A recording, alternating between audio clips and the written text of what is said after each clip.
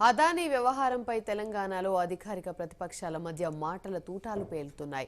అవినీతిపరుడైన అదానీతో Revanth Reddy అంటకాగుతున్నారని BRS నేతలు ఆరోపించారు. అయితే చట్ట ప్రకారం అదానీ వ్యాపారాలు చేయకపోతే చర్యలు తప్పవని అధికార పక్షం చెబుతోంది. మరి మీ తెలంగాణ ప్రభుత్వం, మీ కాంగ్రెస్ ప్రభుత్వం మీరు ఇంతమందికి శుద్ధులు చెప్తున్నారు దేశంలో. ఈరోజు అదానీ దుర్మార్గుడు, అదానీ అవినీతిపరుడు అని మాట్లాడుతున్నావు కదా. ఇంతవరకు నీ కాంగ్రెస్ ప్రభుత్వం తెలంగాణలో ఎందుకు అదానీతో కుదిరిన ఎంఓయూలను రద్దు చేయడం లేదు? మీరే అన్నారు కదా, వ్యాపారవేత్తలు ఎవరు 30-40 కోట్లు ఉత్తగానే ఇయ్యరని, నీకింత నాకింత అని చెప్పి ప్రయోజనం ఆశించే ఇస్తారని మీరే చెప్పినారు కదా. మరి ఎంత ఆశించి మీరు అదానీతో 12,400 కోట్ల ఒప్పందాలు కుదుర్చుకున్నారు? వాటిని రద్దు చేసి మీ ముఖ్యమంత్రికి ఫోన్ చేసి ఆదేశం ఇచ్చి అదానీతో ఉన్న ఎంఓయూలు రద్దు చేసుకోమని చెప్తారా, చెప్పరా?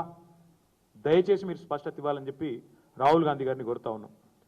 ఢిల్లీలోనేమో కుస్తీలు పడుతున్నట్టు పోజులు, అదానీ గారితో మేమేదో కుస్తీ పడుతున్నాం, అదానీతో ప్రధానితో మేమే కొట్లాడుతున్నాం అని 10 ఏళ్ళు పోజులు కొట్టినారు. ఆ 10 ఏళ్ళు ఇక్కడ మేము అదానీని రాకుండా మేము ఆపినాం. మళ్ళీ ఇక్కడ అధికారంలో కాంగ్రెస్ రాగానే రేవంత్ రెడ్డి గారు దోస్తీ చేస్తుంటే అదే అదానీతో ఎందుకు కళ్ళు మూసుకున్నారు రాహుల్ గాంధీ గారని మేము అడుగుతా ఉన్నాం. సమాధానం చెప్పాలని చెప్పి కూడా డిమాండ్ చేస్తున్నాం. అదానీతో దేశానికి నష్టమట, అదానీతో దేశానికి నష్టమట. ఇది రాహుల్ గాంధీ గారి వాచ. మరి అదానీతో దేశానికి నష్టం అయితే దేశంలో అంతర్భాగమైన తెలంగాణకు నష్టం కాదా? అదానీతో వేరే రాష్ట్రాల్లో నష్టం అయితే, ఆయా ప్రాంతాల ప్రజలకు నష్టమైతే మరి ఇక్కడ తెలంగాణలో నష్టం కాదా? లాభం ఎట్లా అవుతుంది? రాహుల్ గాంధీ గారు చెప్పాలని చెప్పి మేము డిమాండ్ చేస్తా ఉన్నాం.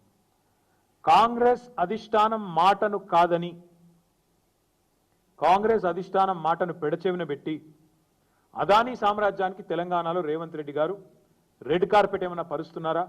ఇది కూడా తప్పకుండా, ఒకవేళ అట్లా జరుగుతున్న మాట వాస్తవమైతే మరి ఆయన మీద చర్య తీసుకుంటారా, తీసుకోరా? ఇది కూడా రాహుల్ గాంధీ గారు సమాధానం చెప్పాలి. ఇక ఈ అదానీ గురించి ఢిల్లీ కాంగ్రెస్ ఒకటి, గల్లీ కాంగ్రెస్ ఒకటి. ఢిల్లీ కాంగ్రెస్ ఏమంటుండు? రాహుల్ గాంధీ అదానీని అరెస్టు చేయాలి అంటుండు.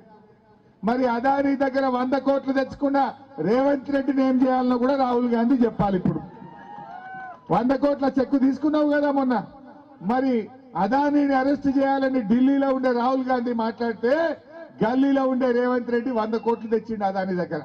మరి ఈయనను ఏం చేయాలనో కూడా ఇవాళ రాహుల్ గాంధీ చెప్పాలని చెప్పి నేను కోరుతా ఉన్నా. రాహుల్ గాంధీ ఏమో అదానీని అరెస్ట్ చేయాలంటాడు, రేవంత్ రెడ్డి ఏమో మంగళారతులు పట్టుండు. ఎదురుంగ పోయి ఆయనతో అగ్రిమెంట్లు చేసుకుంటుండు, ఎదురుంగ పోయి రాహుల్ గాంధీతోని అంతర్గత ఒప్పందాలు చేసుకుంటుండు.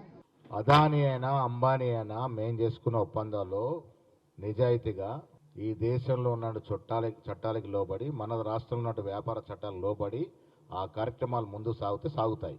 డీవియేషన్ అయి చట్టానికి తోట్టుపడిస్తే ఆఫ్ అవుతాయి. ఇది వాస్తవం.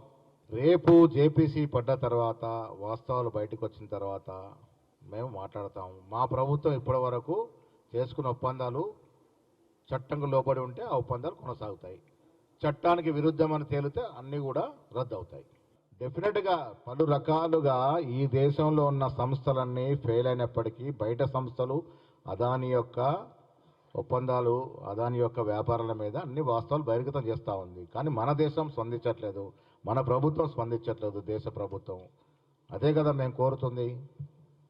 ఇప్పుడు ఒక వ్యక్తి మంచి పనులు చేస్తే దాన్ని మనం స్వాగతిస్తాం, చెడ్డ పనులు చేస్తే దాన్ని వ్యతిరేకిస్తాము.